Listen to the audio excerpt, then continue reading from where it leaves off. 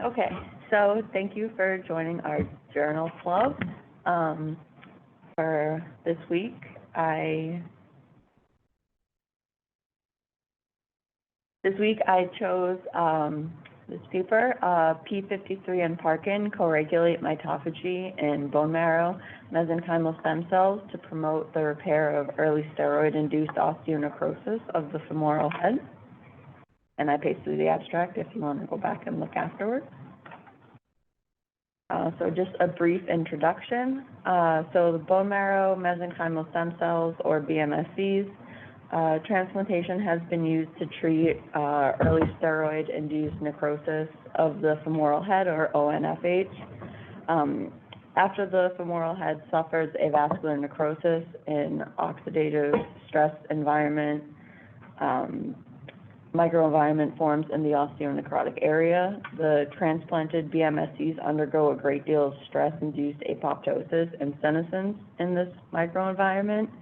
And central to OS is the release by impaired mitochondria of excessive ROS and apoptosis inducing factors, which increases telomere consumption, arrests the cell cycle, activates signaling pathways such as P53 and P38 MAP kinase, and leads to cellular stress-induced apoptosis and senescence. Under oxidative stress, mitophagy is regulated mainly by the PINK1 Parkin pathway. When mitochondrial function is impaired, PINK1 aggregates in the extracorporeal membranes of damaged mitochondria and recruits Parkin. Parkin is then phosphorylated to activate its E3 ubiquitin ligase activity and mediates ubiquitination of mitochondrial extracorporeal membrane proteins, triggering mitophagy. And here they explored the roles and mechanisms of P53 and Parkin in regulating mitophagy and the effect of enhanced mitophagy on stress-induced apoptosis and senescence of BMSCs. And they evaluated the effect of P53 Parkin co-regulation of mitophagy on the repair of early steroid-induced ONFH by BMSC transplantation.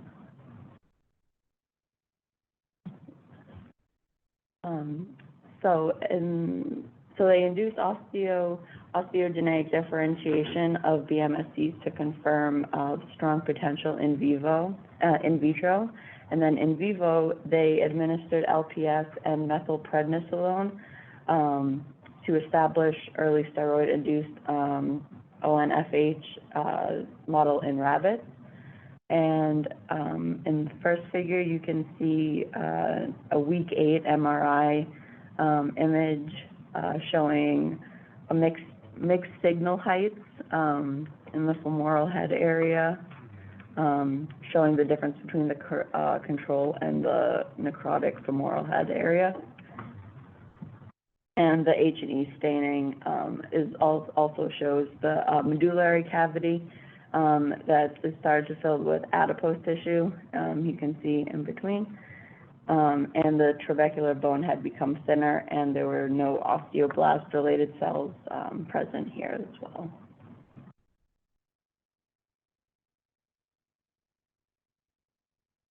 Okay, so they had inoculated BMSCs into xenogenic antigen-extracted cancellous bone, or XACBs, for co-culture to create tissue-engineered bones, which they refer to as BMSCs/XACBs.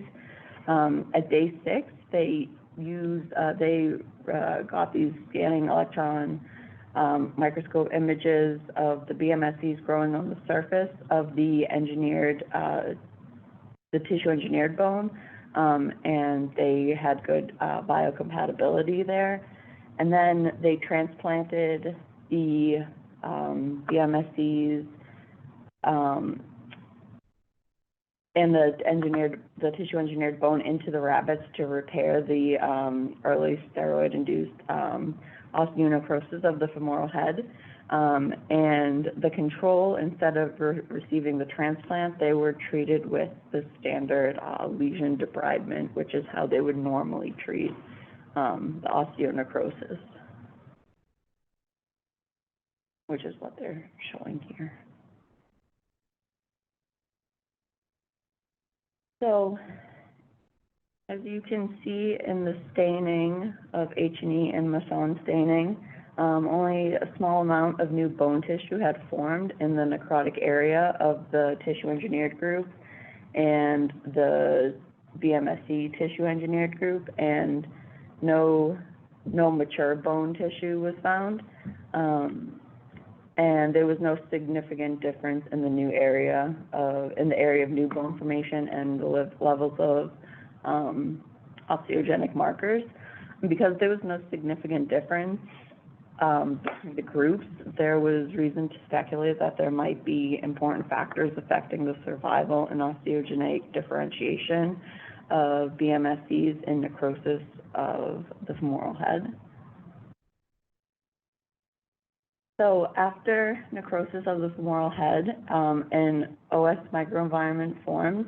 So they used high concentration H2O2 to simulate this. Then they measured the mitochondria membrane potential and the mitochondrial DNA content.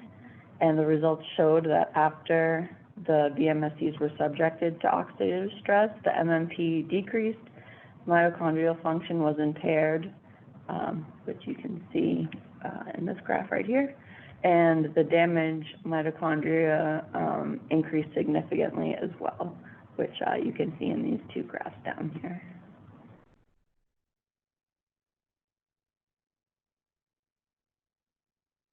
So then they used this fluorescent probe to detect Ross tunnel staining to detect DNA damage, and annexin V, FitC, and PI staining for apoptosis, and beta-gal and P21 determination to assess senescence.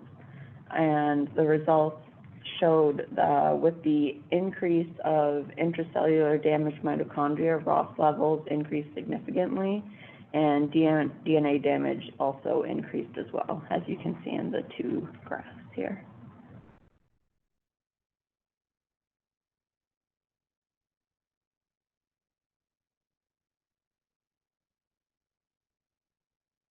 So a large number of BMSCs were induced to undergo apoptosis.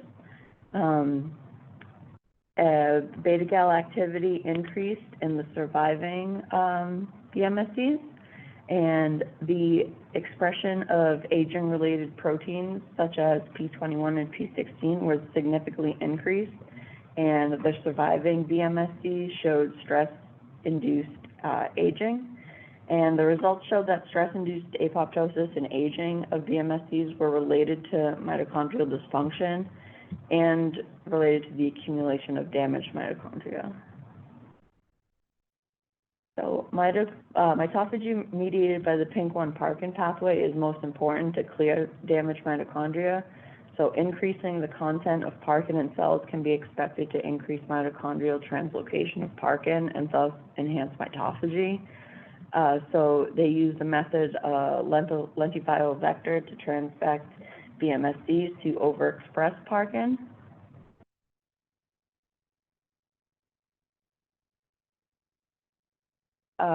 So they use the high concentration of H2O2 for 24 hours to simulate the oxidative stress environment to enhance mitophagy here. Under OS, the mitochondrial translocation of Parkin and the ubiquination level of VDAC1 were increased after lentivirus-mediated overexpression of Parkin, and electron microscope imaging showed that the number of mitophagic bodies in the BMSCs also increased, but levels of damaged mitochondria, apoptosis, and beta-gal activity in Parkin overexpression BMSCs were not significantly decreased compared with the control group. So upregulation of Parkin expression alone had limited effects on enhancing mitophagy and resisting stress-induced apoptosis and aging in BMSCs. The figures show that expression of P53 in cells was significantly upregulated after OS was induced in each group of BMSCs. And P53 can bind to Parkin and interfere with its functions, It interferes with Parkin-mediated mitophagy, limiting the ability of Parkin upregulation alone to enhance mitophagy. So then they further downregulated P53 expression via short hairpin RNA in the Parkin BMSCs.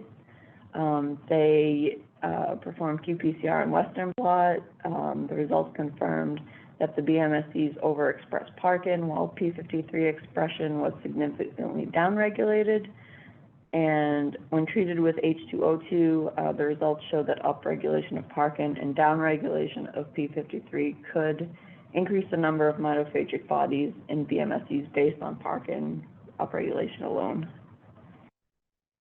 So you can see here, they use mitotracker green staining to show that damaged mitochondria in the cells also decreased, and as well as apoptosis and senescence of BMSCs. The results showed that under OS, Parkin upregulation and P53 downregulation in BMSCs significantly decreased the apoptosis rate. The senescence phenotypes, such as beta-gal prevalence, and those decreased significantly. So this evidence suggests that upregulating Parkin and downregulating P53 expression could significantly enhance mitophagy. So their immunocoprecipitation and immunoblot results showed that P53 upregulation increased the interaction between P53 and Parkin while decreasing mitochondrial translocation of Parkin and the ubiquination level of VDAC1. And these transmitting electron microscope images show that the number of mitophagic bodies also decreased.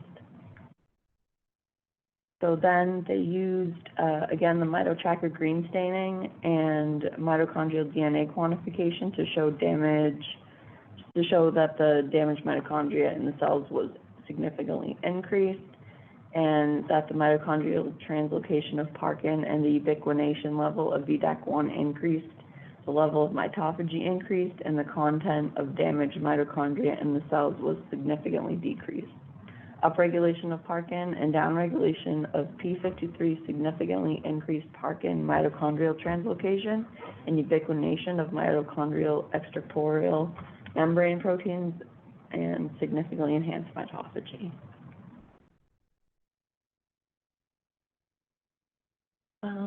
Finally, so then they co-transfected BMSCs with lentiviral Parkin and lentiviral short hairpin 53, so that the BMSCs could upregulate Parkin and downregulate P53 simultaneously. Then they co-cultured the BMSCs with the tissue-engineered bone to construct, with XACB to construct tissue-engineered bone, and then they used that to repair early steroid-induced ONFH in rabbits. And then 12 weeks post-surgery, they showed a defect in the area in the engineered Parkin groups, and the engineered SHP53 groups were smaller than the control XACB and XACB BMSC groups, and all 5 groups, the defect area was not completely repaired. So you can see in the top level, so, yeah, I'm pointing with my finger. You can see in the top level of pictures the different groups and how the reparative phenotype looks in the treated groups compared to the control. And these are the new bone and mature bone stainings done with Masson and AG, just to show through the different groups. And then finally, the total protein was extracted from the femoral head tissue, and levels of osteogenic markers such as RUNX2, OCN, and OPG were detected by Western blot, and the results showed that the bone formation and osteogenic markers levels in the engineered Parkin and SHP53 groups were higher than the control and the single groups alone. And in the Parkin SH53 group, the new bone tissue had completely matured and the boundary between the new and normal bone was not clear. So this suggests that upregulation of Parkin and downregulation of P53 to enhance mitophagy of BMSCs could effectively improve the reparative effects of BMSCs on early steroid-induced ONFH.